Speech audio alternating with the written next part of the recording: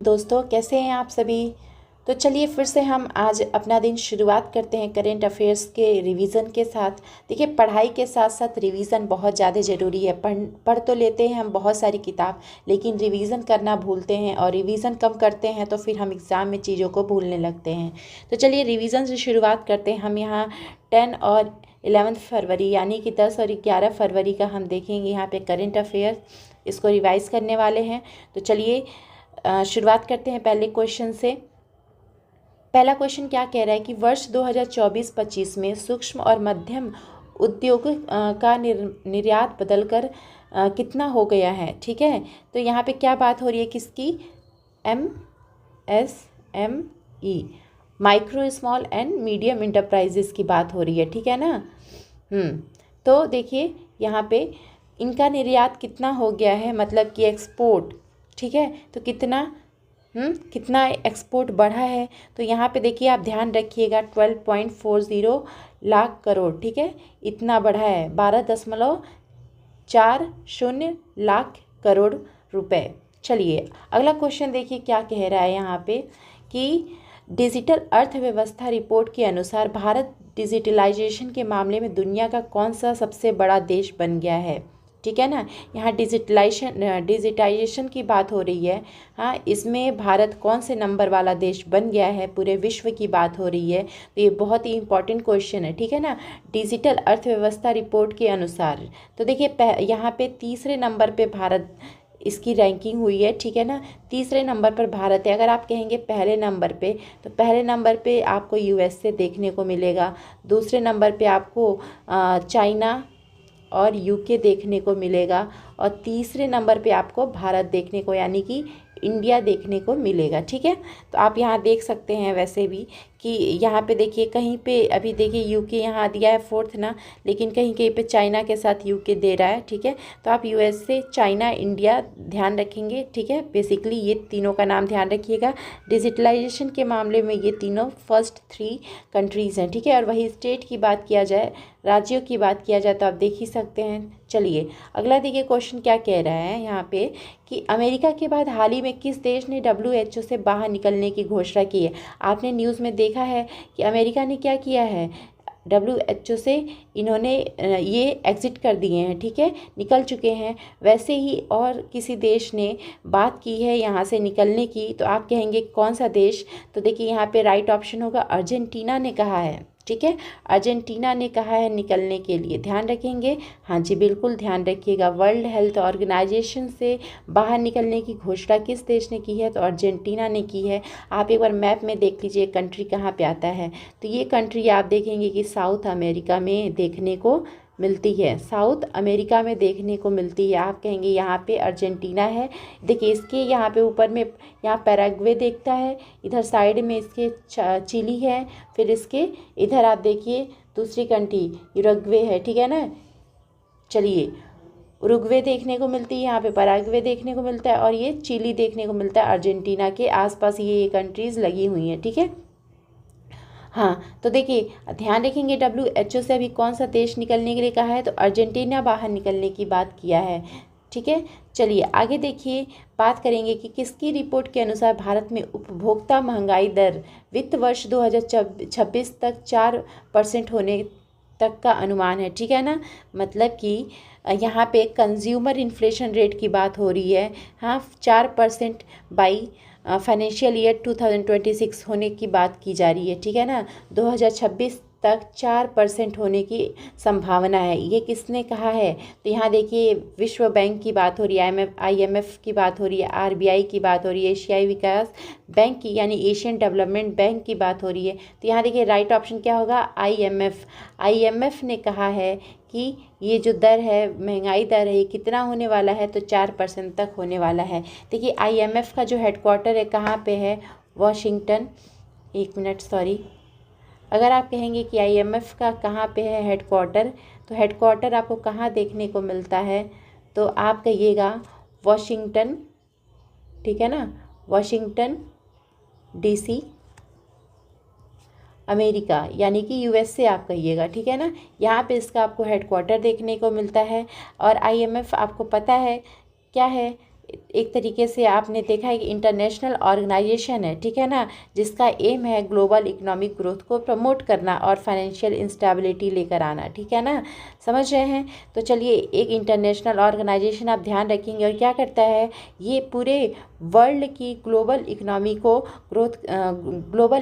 Growth को promote करने का काम करता है, ठीक है ना। पूरे विश्व भर में क्या हो, इकोनॉमी ग्रो हो, इसके लिए ये क्या करता है, सपोर्ट करता है, ठीक है। ध्यान रखेंगे इसका हेडक्वार्टर कहाँ पे है, इसका हेडक्वार्टर आपको वाशिंगटन DC USA के तरफ देखने को मिलता है। अगला क्वेश्चन देखिए क्या कह रहा है कि RBI ने 5 वर्षों बाद फरवरी 2025 में रेपो रेट में कटौती कर कितना प्रतिशत कर दिया है, ठीक है। रेपो रेट में कटौती हुआ है और उसके बाद कितना प्रतिशत हुआ है, तो आप कहेंगे 6.25%, ठीक है ना। रेपो रेट में कटौती करने के बाद इसका दर कितना हो गया है, तो ये 6.25% हो गया है। आप कहेंगे कि मैम ये रेपो रेट कुछ समझ नहीं आ रहा। देखिए बेटा, ये कहाँ किस सब्जेक्ट का क्वेश्चन है, ये इकोनॉमिक्स का है, ठीक है ना। और इकोनॉमिक्स में ऐसे बहुत सारे टर्म होते हैं, बहुत सारे थियरी होते हैं, कॉन्सेप्ट होते हैं, जब तक उसे आप ना पढ़ें तो आपको समझ में नहीं आने वाले। अगर आप चाहते हैं कि इसका हम इकोनॉमिक्स का थियोरेटिकल पार्ट कवर करें, ठीक है ना, तो उसको आप बताइएगा, हम शॉर्ट में इसके कॉन्सेप्ट, इसके थियरी कवर करेंगे। देखिए यहाँ पे आप समझ लीजिए रेपो रेट, ठीक है ना। रेपो रेट क्या होता है, रेपो रेट देखिए एक रेट है जिस पे बैंक क्या कर सकते हैं, इस रेट से वो उधार लेंगे। आप देखते हैं ना कि जब हम लोन लेते हैं तो हमें इंटरेस्ट रेट पे करना रहता है, ठीक है ना, इंटरेस्ट देना रहता है। तो वही अगर बैंक उधार लें तो उन्हें किस इंटरेस्ट पे बैंक दूसरे बैंक से या RBI से मिलेगा लोन, ठीक है ना। एक बैंक को, ठीक है, दूसरे बैंक से, चाहे वो दूसरा कोई कमर्शियल बैंक हो चाहे RBI हो, उनको किस रेट पे मिलेगा लोन, ये चीज़ कौन निर्धारित करता है, ये रेपो रेट निर्धारित करता है, ठीक है। यानी कि जो बैंक एक बैंक दूसरे बैंक से लोन ले और साथ में अगर इनका लोन का रेट महंगा रहेगा, तो क्या जब कस्टमर उपभोक्ता जाएगा लेने के लिए लोन तो वो महंगा पड़ेगा कि नहीं, वो भी तो महंगा पड़ेगा, क्योंकि जब बैंक ने खुद ऊंचे दाम पे लिया हुआ है लोन, तो कैसे वो सस्ता दे सकता है, नहीं देगा। तो यहाँ बताइए क्या होगा कि लोग लोन लेंगे, नहीं, लोन क्या नहीं लेंगे, ठीक है, लोग लोन नहीं लेंगे, लोन पैसा उधार लोग नहीं लेंगे। क्यों नहीं लेंगे, क्योंकि इंटरेस्ट रेट कैसा है, इंटरेस्ट रेट हाई है, ठीक है ना।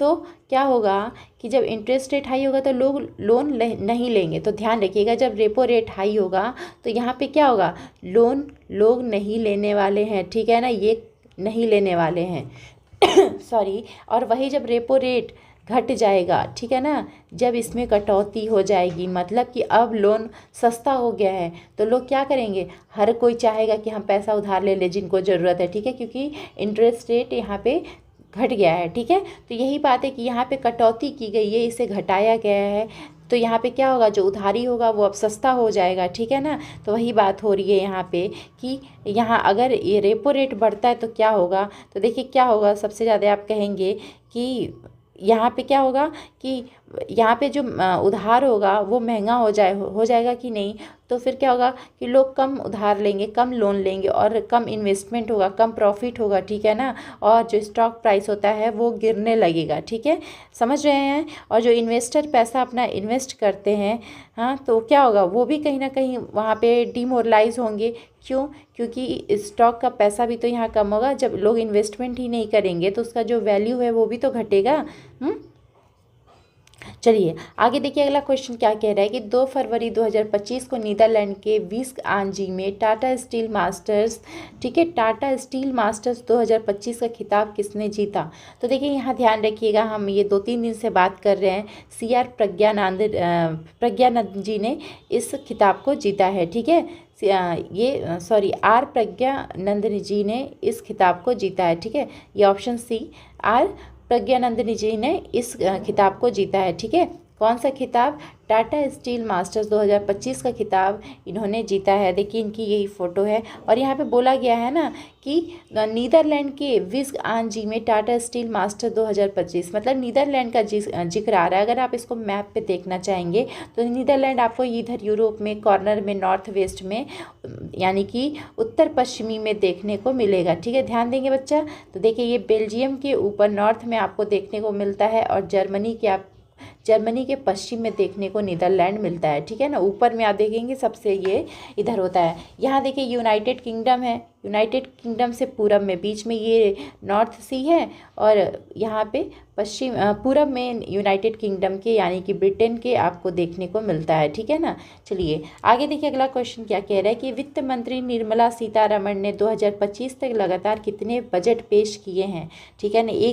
एक तरफ से कहिए तो बहुत ज़्यादा बजट पेश करने वाली फाइनेंस मिनिस्टर यानी कि वित्त मंत्री बन चुकी हैं ये निर्मला सीतारमण जी। तो देखिए यहाँ पे ध्यान रखिएगा बेटा, ये 8 बजट लगातार पेश कर चुकी हैं। 8 बजट 2025 वाला इंक्लूड करके आप बोलेंगे 8 बजट पेश कर चुकी हैं, ध्यान रखेंगे। चलिए अगला क्वेश्चन क्या कह रहा है कि बजट 2025 के अनुसार अगले 5 वर्षों में, ठीक है ना, सरकारी स्कूलों में कितनी अटल टिंकरिंग लैब स्थापित करने की योजना है। कितनी अटल टिंकरिंग लैब स्थापित करने की योजना है, तो 50,000 स्थापित करने की योजना है, ठीक है। चलिए अगला देखिए क्वेश्चन क्या कह रहा है कि हाल ही में किसके द्वारा लिखी गई पुस्तक, यहाँ पुस्तक की बात हो रही है। पहली बात ध्यान रखिएगा, कौन सी पुस्तक, हर्बल एंड एथनिक लॉर्ड बेटवॉट एट, ठीक है ना, लॉर्ड बेटवॉट एट का विमोचन हुआ है, यानी कि ये पुस्तक रिलीज़ की गई है, किसके द्वारा लिखी गई है, ठीक है ना, जो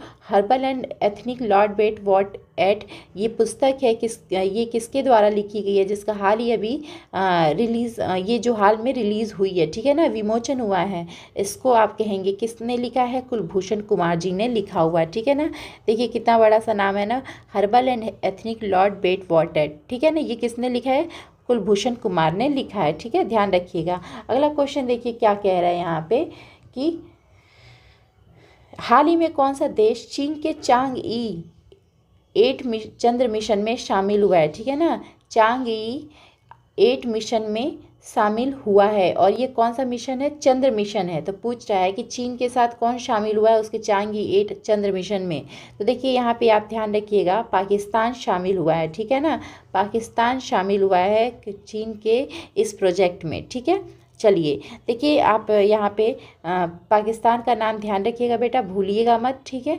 चलिए आगे मिलते हैं अगले क्लास में, अगले रिवीजन सीरीज़ अगले क्लास में अगले रिवीजन क्वेश्चंस के साथ इस सीरीज़ में, ठीक है ना, करेंट अफेयर्स मेला में अगले क्लास में मिलेंगे। तब तक अपना ध्यान रखिएगा, रिवीजन करते रहिएगा। चलिए थैंक यू सो मच।